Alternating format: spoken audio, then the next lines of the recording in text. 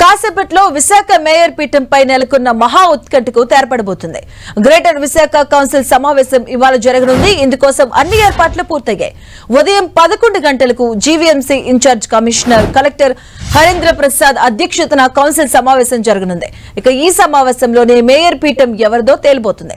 అవిశ్వాస తీర్మానం ఎలాగైనా నెగ్గాలి అని కూటమి నేతలు కృతనిశ్చయంతో ఉంటే ఇక కోరం లేకుండా చేసి తీర్మానం వీగిపోయేలా చేసేందుకు వైసీపీ నేతలు ప్రయత్నిస్తున్నారు. దీంతో ఇవాళ ఏం జరగబోతుంది అన్న సస్పెన్షన్ కంటిన్యూ అవుతుంది. మేయర్ పీఠాన్ని ఎవరు దక్కించుకుంటారన్న ఉత్కంఠ సర్వత్రా నెలకొంది.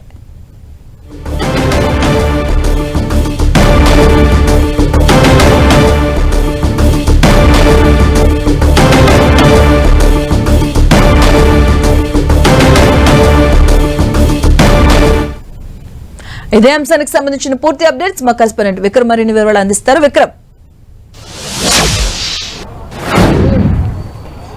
గ్రేటర్ విశాఖ కార్పొరేషన్ ఏదైతే అవిశ్వాస తీర్మానానికి సంబంధించి కాసేపట్లో ప్రత్యేక సమావేశం ప్రారంభం కాబోతుంది. ప్రస్తుతానికి హోటల్లో బస్ చేసినటువంటి కార్పొరేటర్లు అంతా కూడా కాసేపట్లో జీవీఎంసీ కార్యాలయానికి చేరుకుంటారు. ఈ నేపథ్యంలో పకడ్బందీగా ఓటింగ్ నిర్వహించడానికి సంబంధించి విస్తృతంగా కూడా ఏర్పాట్లు జరుగుతూ ఉన్నది. ఇప్పుడు మనం ప్రస్తుతం చూడవచ్చు, జీవీఎంసీ కార్యాలయం వద్ద అత్యంత పటిష్టమైనటువంటి బందోబస్తును ఏర్పాటు చేశారు.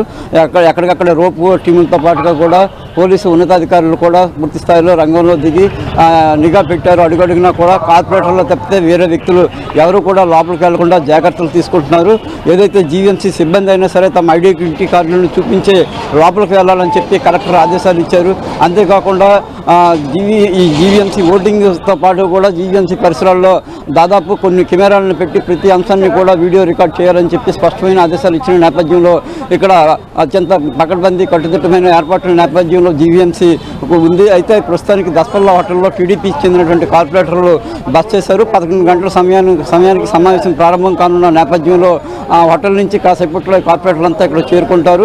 అయితే వైసీపీకి చెందినటువంటి కార్పొరేటర్లంతా కూడా ప్రస్తుతం ఇంకా మన్నార్లోనే ఉన్నారు. ఏదైతే ఓటింగ్కి దూరమని వైసీపీ ప్రకటించింది. అంతేకాకుండా తమ పార్టీకి చెందిన కార్పొరేటర్లు ఎవరు కూడా ఇతర పార్టీలకు సంబంధించి మద్దతు తెలపకుండా ఉండేందుకు విప్ జారీ చేయడం జరిగింది. విప్ జారీ చేసిన నేపథ్యం అదేవిధంగా ఓటింగ్కి దూరంగా ఉంటున్న పరిస్థితుల్లో వైసీపీకి సంబంధించిన కార్పొరేటర్లు కానీ ఎవరు ఇక్కడికి రాకపోవచ్చని తెలుస్తుంది. అయితే ఇప్పటికే వైసీపీకి రాజీనామా చేసి కూటమిలో చేరినటువంటి కొంతమంది కార్పొరేటర్లు అదేవిధంగా పరోక్షంగా మద్దతు తెలుపుతున్నటువంటి మరికొంతమంది అయితే ఈ సమావేశానికి వచ్చే అవకాశం ఉన్నట్టు తెలుస్తుంది. అంతేకాకుండా జీవీఎంసీకి సంబంధించి సిపిఎం సిపిఐ పార్టీలకు చెందినటువంటి 2 కార్పొరేటర్లు ఉన్నారు. వాళ్ళు కూడా ఈ ఓటింగ్కి దూరంగా ఉంటామని చెప్పి ముందుగానే ప్రకటించిన నేపథ్యంలో ఏదైతే కమ్యూనిస్టు కార్పొరేటర్లు కూడా దూరంగా ఉంటున్నారు. జనసేన, టీడీపీ అదేవిధంగా బీజేపీకి చెందిన కార్పొరేటర్లు మొత్తం కాసేపట్లో ఇక్కడికి ప్రత్యేక బస్సులో చేరుకుంటారు.